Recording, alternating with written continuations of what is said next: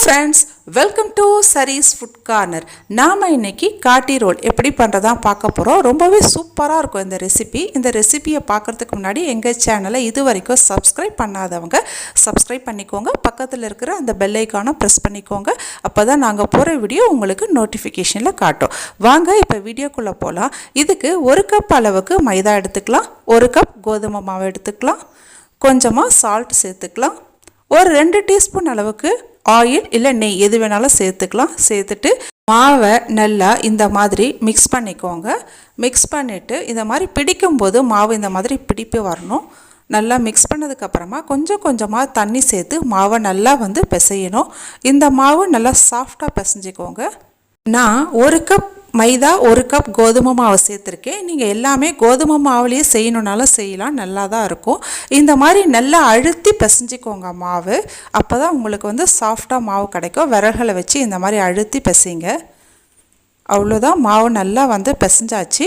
இப்போ இந்த மாவு ஒரு 20 to 30 மினிட்ஸ் வரைக்கும் நல்லா ஊற வச்சிங்கன்னா உங்களுக்கு இன்னும் நல்லா சாஃப்டாக கிடைக்கும். பாருங்கள் எந்த அளவுக்கு உங்களுக்கு சாஃப்டாக இருக்குது அப்படின்ட்டு. இப்போ இது மேலே கொஞ்சமாக ஆயில் விட்டு அப்ளை பண்ணிவிட்டு ஒரு ஈர துணி போட்டு மூடி அப்படியே வச்சிடலாம். 20 to 30 மினிட்ஸ் வரைக்கும் அப்படியே இருக்கட்டும்.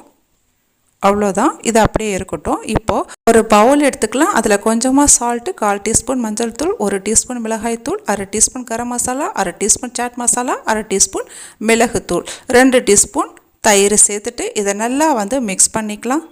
இதில் உங்கள்கிட்ட சாட் மசாலா அப்படி இல்லை அப்படின்னா ஸ்கிப் பண்ணிக்கோங்க. அதை நல்லா மிக்ஸ் பண்ணிவிட்டு இதில் கொஞ்சமாக கசூரி மெத்தி நம்ம சேர்த்துக்கலாம்.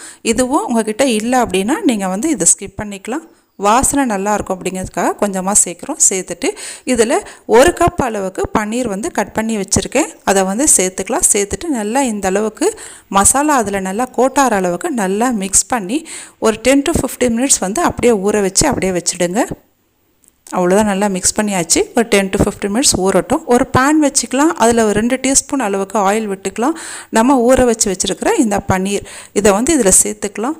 இது சீக்கிரமாக உடஞ்சிரும், அதனால் பார்த்து நீங்கள் அதில் பக்குவமாக சேர்த்துக்கோங்க. சேர்த்துட்டு கரண்டி போட்டு ரொம்ப மிக்ஸ் பண்ணாதீங்க, பன்னீர் உடஞ்சிரும். அதுக்காக தான் இந்த மாதிரி தண்ணியெல்லாம் அதில் தயிர் சேர்த்துருக்கோம் இல்லையா, அதில் இருக்கிற தண்ணியெல்லாம் வற்றி மசாலாவோட பச்சை வாசனை போனதுக்கப்புறமா ஒரு வெங்காயம் நீள்வாக்கில் இந்த மாதிரி கட் பண்ணி வச்சுருக்கேன்.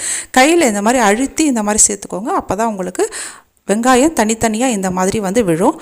சேர்த்துட்டு ஒரு தக்காளி, பாதி அளவுக்கு குடமிளகாய், இதுலேயும் விதைகள் எல்லாம் எடுத்துட்டு அதை இந்த மாதிரி நீள்வாக்கில் கட் பண்ணி இந்த மாதிரி சேர்த்துக்கோங்க. சேர்த்துட்டு இப்போது உங்களுக்கு தேவைப்பட்டால் ஒரு 1/4 டீஸ்பூன் அளவுக்கு மிளகாய் தூள் இல்லைன்னா மிளகுத்தூள் எது வேணாலும் சேர்த்துக்கலாம். ஏன்னா வெஜிடபிள்ஸ் சேர்த்துருக்கோம் இல்லையா, அது காரத்துக்காக கொஞ்சமாக சேர்த்துட்டு இந்த மாதிரி நல்லா டாஸ் பண்ணிக்கோங்க. இப்போது கொஞ்சமாக ஒரு 1/2 எலுமிச்சம்பழம் அளவுக்கு அதனோட ஜூஸ் பிழிஞ்சு விட்டுக்கலாம். அவ்வளோதான், நல்லா ரெடி ஆகிடுச்சு. இதில் சேர்த்துருக்கிற வெஜிடபிள்ஸ் ரொம்ப வேக வைக்கக்கூடாது. ஒரு 30% வெந்தால் போதும். நல்லா க்ரன்ச்சியாக இருந்தால் தான் இது டேஸ்ட் நல்லாயிருக்கும். அவ்வளோதான், முடிஞ்சிடுச்சு. இப்போ ஸ்டவ் ஆஃப் பண்ணிடலாம். ஸ்டவ் ஆஃப் பண்ணிவிட்டு அதை ஆற வச்சிடலாம்.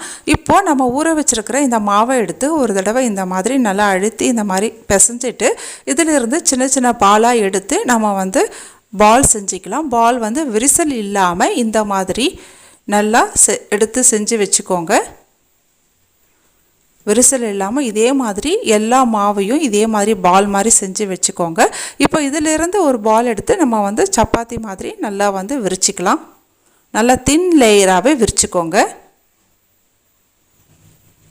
அவ்வளோதான், விரிச்சாச்சு. இது மேலே கொஞ்சமாக ஆயில் அப்ளை பண்ணி நல்லா இந்த மாதிரி ஸ்ப்ரெட் பண்ணி விட்டுருங்க.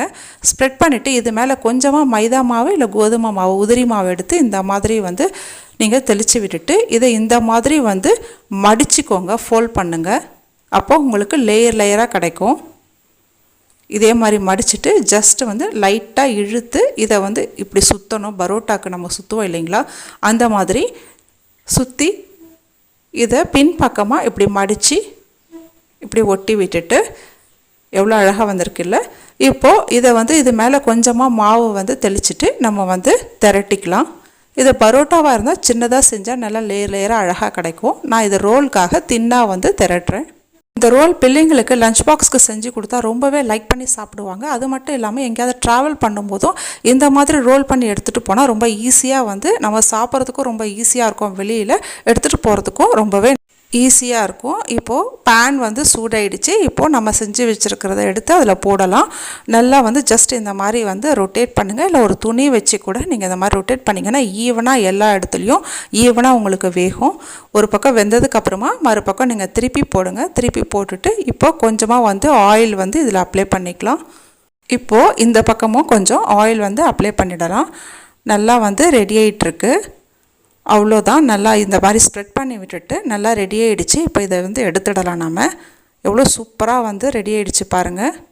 இப்போது மறுபடியும் இதே மாதிரி நான் இன்னொன்று செஞ்சு வச்சுருக்கேன். அதையும் போட்டு நல்லா வந்து நம்ம ரெடி பண்ணி எடுத்துடலாம், சுட்டு எடுத்துடலாம்.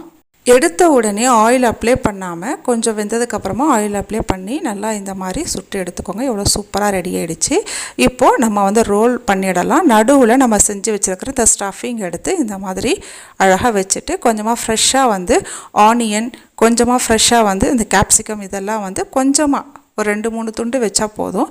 வச்சுட்டு இது மேலே கொஞ்சமாக வந்து கொத்தமல்லி இலைகளை வந்து நம்ம வச்சுட்டு அழகாக இதை வந்து ரோல் பண்ண வேண்டியது தான். பார்க்கும்போதே எவ்வளோ சூப்பராக எவ்வளோ அழகாக இருக்குது பாருங்கள். அழகாக இந்த மாதிரி நல்லா அழுத்தி இந்த மாதிரி ரோல் பண்ணிக்கோங்க.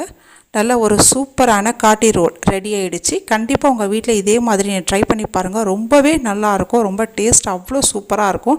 இதை பெரியவங்க சின்னவங்கன்ட்டு இல்லாமல் எல்லாருமே ரொம்பவே லைக் பண்ணி சாப்பிடுவாங்க. இது வந்து ஈவினிங் ஸ்நாக்ஸ் மட்டும் இல்லை, உங்களுக்கு மார்னிங் பிரேக்ஃபாஸ்ட், டின்னர் எல்லாத்துக்குமே வந்து இது வந்து ரொம்ப சூட்டபிளான ஒரு டிஷ் தான் இது. கண்டிப்பாக உங்கள் வீட்டில் ட்ரை பண்ணி பார்த்துட்டு எப்படி இருக்குது எனக்கு கமெண்ட்டில் உங்கள் ஃபீட்பேக்கை ஷேர் பண்ணுங்கள். இந்த வீடியோ உங்களுக்கு பிடிச்சிருந்தா எங்கள் சேனலை நீங்கள் மறக்காமல் லைக் பண்ணுங்கள், ஷேர் பண்ணுங்கள், சப்ஸ்கிரைப் பண்ணுங்கள். இதே மாதிரி வேறொரு வீடியோவில் வந்து பார்க்குறேன். நன்றி, வணக்கம்.